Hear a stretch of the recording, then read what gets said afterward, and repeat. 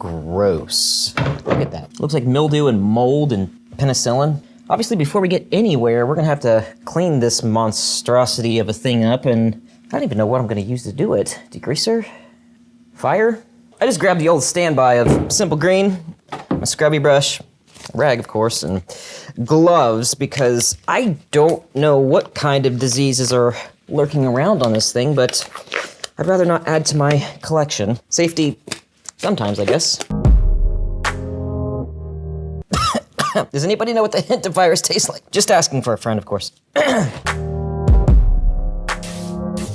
Well, I just sprayed it down and it looks a whole lot better. There still seems to be a little bit of mold or mildew left behind, even with all that scrubbing. So I just grabbed a little bit of this all-purpose bleach cleaner that I'm gonna spray on here to hopefully kill any remaining molds or other mystery things. And we'll move on to the next little bit of our journey. Just a small town girl. It's not that journey. Now it's gonna be stuck in my head. Yours too. You're welcome. Now that it's clean and hopefully disinfected a little bit, we can move on to taking care of the next thing, which is the warpage. Why this typically happens can be a couple things. Moisture, humidity changes, heat, obviously, could be a big factor. Sun exposure, cheap materials, degrading materials, you name it. Anything can really contribute to this, and I think it had a little bit of all of that, creating a cocktail of why this looks like it does. To avoid this happening to your vehicles, get them out, open them up, roll down the windows, clean them up a little bit, dust them off, shake out the cobwebs, go down the road with the windows down and let your hair flow and do the cool thing. Don't let them sit. It goes back to my philosophy on why I sold the 240SX. A car should be a car. Let a car. Go out and car a car. Weird as that sounds, it's true. Drive it, move it, wash it, clean it up. If it doesn't run, do the thing. Don't let them sit and rot and waste away like this almost did, or, well, kind of did, I guess. Do something. Don't let it just sit and go back to the earth. Anyway, one way I'm going to try to fix this is, well, first, before we get anywhere, we're going to have to get a little hot. Heat gun, you freaks. Come on. What kind of channel do you think this is?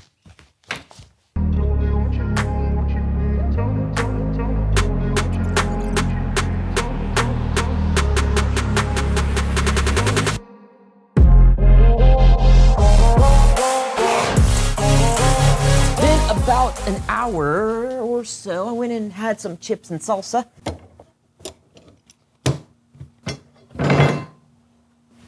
Ooh, look at that. It's nice and flat through there.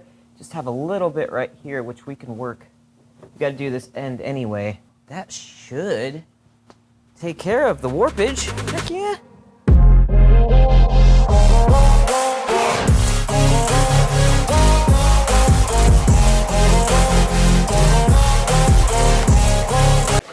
Well, it's the next morning. Let me show you where we are, because things may look a little different. Oh no, what happened? It almost seems like we've taken a step back, doesn't it? Kind of, but not really. Let me clean this panel up a little bit more and explain to you what's going on. When I started cleaning this panel right at the beginning, do you remember wiping it and that crusty, gross stuff coming off? Well, the more and more I cleaned the panel, no matter what, the more of that degraded top layer of material kept coming off, and it didn't seem like it was going to end.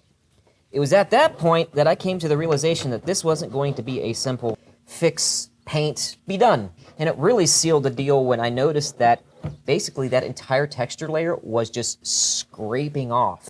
I've basically stripped all of that compromised texture off, leaving a relatively smooth surface that I still have to work a little bit. We will get to that, I promise, but first, I've got to make this look a little better. Yeah, I know. Let's talk. More work. Give me a second. I'm gonna need this.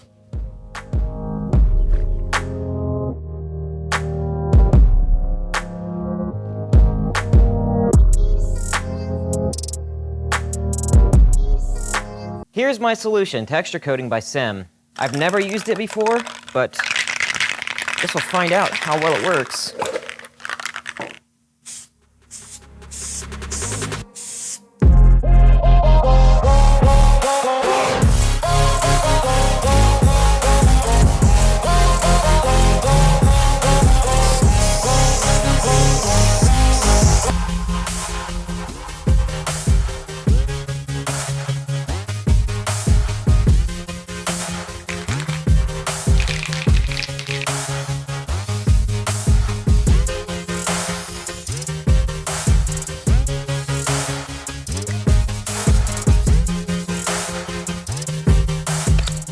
that was a process for sure.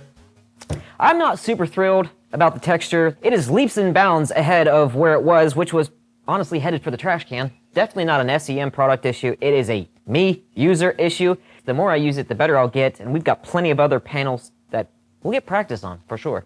I'll probably go back and redo this until I get it to where I'm happy. I don't know when to leave well enough alone. Was it worth it, really?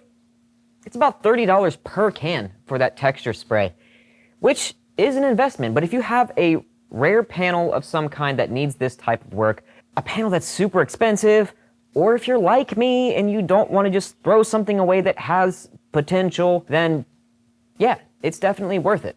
But that's it for now. We're going to keep moving forward, so if you liked the video, by all means, like the video. Leave a comment. If you think I've earned it, please consider subscribing and hit that notification so you get an update every time I update on the old Trans Am project and, well, everything else I got going on, so you don't want to miss any of that. You definitely don't want to miss whether or not we make it to the Pontiac Nationals, which is about a month away. I don't know. We've got so much more to do, so follow along and I'll see you in the next one. Gosh, it's hot.